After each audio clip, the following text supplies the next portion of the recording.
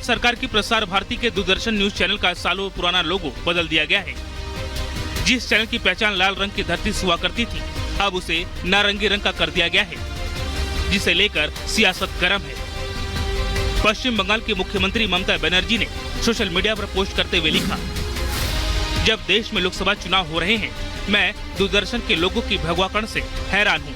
ये बिल्कुल गैर कानूनी है। जब पूरे देश की जनता वोटिंग के मूड में है, तो चुनाव आयोग इस गेरुआ समर्थक काम की इजाजत कैसे दे सकता है? दूरदर्शन के लोगों में मूल नीला रंग तुरंत वापस लाया जाना चाहिए। केंद्रीय सूचना और प्रसारण मंत्री अनुराग ठाकुर ने ममता बनर्जी पर कटाक्ष करते हुए कहा कि इसमें कोई आश्चर्य नहीं है। भगवा के प्रति उनका प्रेम सार्वजनिक रूप से ज्ञात है, जबकि बीजेपी ने बदलाव को घर वापसी करार दिया है। कहा, भगवा लोगों का परीक्षण 1982 में किया गया था। वहीं दूरदर्शन के लोगों का रंग लाल से नारंगी करने पर 2012 से 2014 के बीच प्रसार भारती के सीईओ रहे तृणमूल कांग्रेस के राज्यसभा सांसद जवाहर सरकार ने कहा, राष्ट्रीय प्रसारण दूरदर्शन ने अपने ऐतिहासिक फ्लैगशिप लोगों को भगवा रंग में रंग दिया है। पूर्व सीईओ के रूप में मैं इसके भगवाकरण को चिंता के साथ देख रहा हूं और महसूस कर रहा हूं कि अब प्रसार भारती नहीं बचा है, बल्कि ये प्रचार भारती है। दूरदर्शन का लोगो बदलने पर यूपी के डिप्टी सीएम केशव प्रसाद मौर्य ने विरोधियों पर तंज कसते हुए कहा, भगवा रंग से इतनी नफरत क्यों है इन लोगों को? ये लोग भगवा रंग का भी आनंद नहीं ले सकते। ये लोग सिर्फ तुष्टीकरण करने वाले लोग हैं। दूरदर्शन के समाचार चैनल प्रसार भारती ने सोशल मीडिया पर घोषणा की कि वो एक नए रंग में आ रहा है। रंग बदलने के बाद कई विरोधियों ने इसका मजाक उड़ाया और इसे बीजेपी का प्रोपेगेंडा भारती बताया। दूरदर्शन की बात करें तो ये पहली बार सार्वजनिक प्रसारण सेवा के रूप में 15 सितंबर 1959 को प्रसारित किया गया था। Bureau report, Republic Bharat.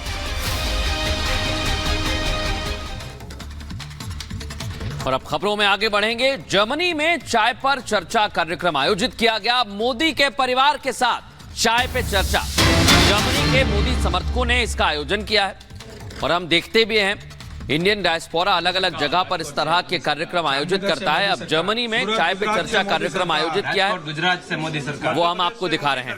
Surat Gujarat से मोदी सरकार, सूरत गुजरात से मोदी सरकार, मध्य प्रदेश से मोदी सरकार, कर्नाटका से मोदी सरकार, लखनऊ से मोदी सरकार, इंदौर से मोदी सरकार, इंदौर से मोदी सरकार, जामनगर राजकोट से मोदी सरकार, लखनऊ से मोदी सरकार, बंगाल से, सूरत गुजरात से मोदी सरकार, राजकोट गुजरात से। चुनाव भारत में है, लेकिन इसकी गूंज 7000 किलोमीटर दूर जर्मनी में भी सुनाई दे रही है। जर्मनी में भी प्रधानमंत्री नरेंद्र मोदी की बात हो रही है।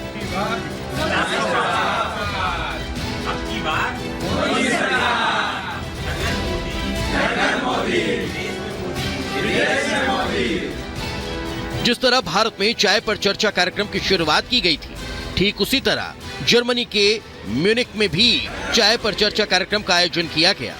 मोदी समर्थकों ने चाय पर चर्चा कार्यक्रम किया।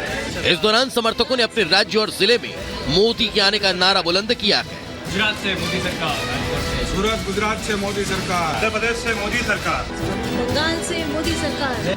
नरेंद्र मोदी जब से प्रधानमंत्री बने हैं, तब से उनकी फैन फॉलोइंग में लगातार जबरदस्त इजाफा हुआ है।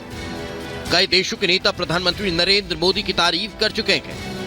Bureau report, Republic Bharat. Amethi से बीजेपी उम्मीदवार स्मृति ईरानी का इंडिया अलायंस पर हमला। कहा, महिलाओं का अपमान करना विपक्ष की आदत, चुनाव जीतकर उनको मुंह तोड़ जवाब देंगे। एक इंडिया अलायंस के नेता ने महिलाओं के बारे में अभद्र टिप्पणी की।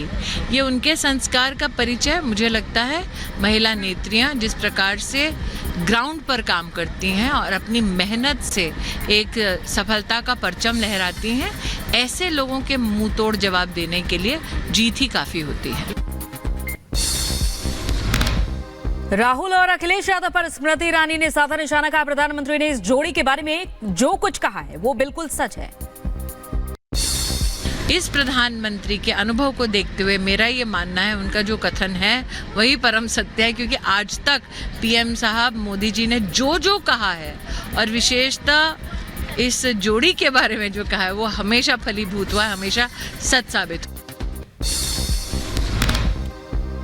प्रशांत किशोर ने तेजस्वी के विकास के बयान पर ली चुटकी। कहा, विकास में हस्व और दीर्घ की मात्रा लिखनी न आती हो, लेकिन विकास पर लंबा चौड़ा भाषण जरूर दे रहे हैं।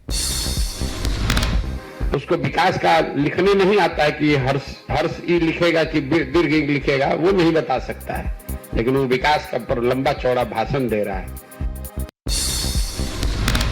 सीएम नीतीश कुमार के तंज पर तेजस्वी यादव ने पलटवार किया। कहा, मुख्यमंत्री जी अभिभावक हैं, बुजुर्ग हैं, हम उनका सम्मान करते हैं और करते रहेंगे, लेकिन व्यक्तिगत बातें बोलने से क्या बिहार के लोगों को फायदा होगा?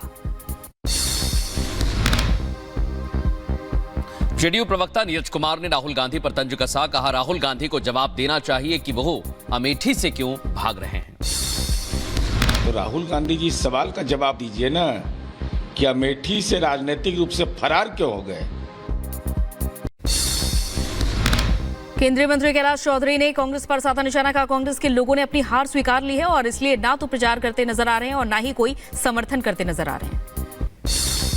हाँ, ये जरूर है कि कांग्रेस के लोग अपनी हार मान चुके हैं और इसलिए ना तो वो कहीं प्रचार में दिख रहे हैं और ना ही कोई वो अपनी एक्टिविटी दिखा रहे हैं। असदुद्दीन ओवैसी ने माधवी लता के तीर मारने वाले वीडियो पर साधा निशाना। कहा, उनका मकसद अमन खत्म करना है। हैदराबाद में हिंदू मुस्लिम के अमन को कम करने की ओर इशारा किया गया। हैदराबाद से बीजेपी उम्मीदवार माधवी लता ने ओवैसी पर किया पलटवार। वोटर्स को धर्म के नाम पर डरा रहे ओवैसी, प्रचार में बीफ को सपोर्ट करके एक वर्ग को दे रहे हैं संदेश। गुजरात के अहमदाबाद में महावीर जयंती के मौके पर दिखी रौनक। दीक्षा समारोह में शामिल हुए जैन श्रद्धालु। गुजरात के राजकोट में पूर्व मुख्यमंत्री विजय रूपाणी ने महावीर जयंती यात्रा को हरी झंडी दिखाई। महावीर जयंती यात्रा को लेकर सुरक्षा के पुख्ता इंतजाम। जम्मू कश्मीर के पुंछ में पुलिस को बड़ी सफलता मिली। पुलिस ने बरामद किए 2 चाइनीज ग्रेनेड, एक पाकिस्तानी पिस्टल। गुरुग्राम में 2 गुटों के बीच झड़प हुई। एक दूसरे पर लाठी डंडे और फायरिंग के साथ कार से कुचलने के भी आरोप लगाए। घटना की सीसीटीवी फुटेज सामने आई। गुरुग्राम में दीवार गिरने से हादसा, 4 लोगों की मौत, कई घायल। हादसे का समय सीसीटीवी फुटेज सामने आया। यूपी के अयोध्या धाम स्टेशन के पास पटरी से उतरी मालगाड़ी। डाटा से बाराबंकी जा रही थी मालगाड़ी। नवी मुंबई में धरावी बिल्डिंग में 9वीं मंजिल पर लगी भीषण आग। दमकल की गाड़ियां मौके पर पहुंची। आग पर काबू पाने का काम जारी है। खबरों में आगे बढ़ते हैं, जहां बाढ़ ने तबाही मचाई। अफगानिस्तान से ये तस्वीरें सामने आई हैं और 29 लोगों की मौत हो चुकी है। रूस में बाढ़ और बारिश ने हालात बिगाड़ दिए हैं। कुगन और टूमिन इलाके में बाढ़ चपेट में आ गए हैं। कई लोग प्रभावित हुए हैं। रूस की टोपोल नदी का भी जलस्तर बढ़ा। आसपास के इलाकों में 5000 से ज्यादा घर हुए जलमग्न। अब तक 3000 के करीब लोगों का रेस्क्यू किया गया। रूस और यूक्रेन के बीच नहीं कम हो रहा है तनाव। रूस के बिजली स्टेशंस पर यूक्रेनी हमलों के बाद रूसी सेना का एक्शन। रूसी सेना का दावा, 50 यूक्रेनी ड्रोन को गिराया।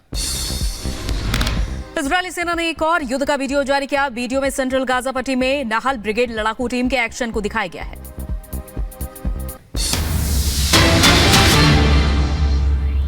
और इस बीच आपको बड़ी खबर बता दें, गुरुग्राम में 2 गुटों के बीच झड़प हुई है। कार से कुचलने का भी आरोप लगाया है। इस घटना का सीसीटीवी फुटेज भी आया है।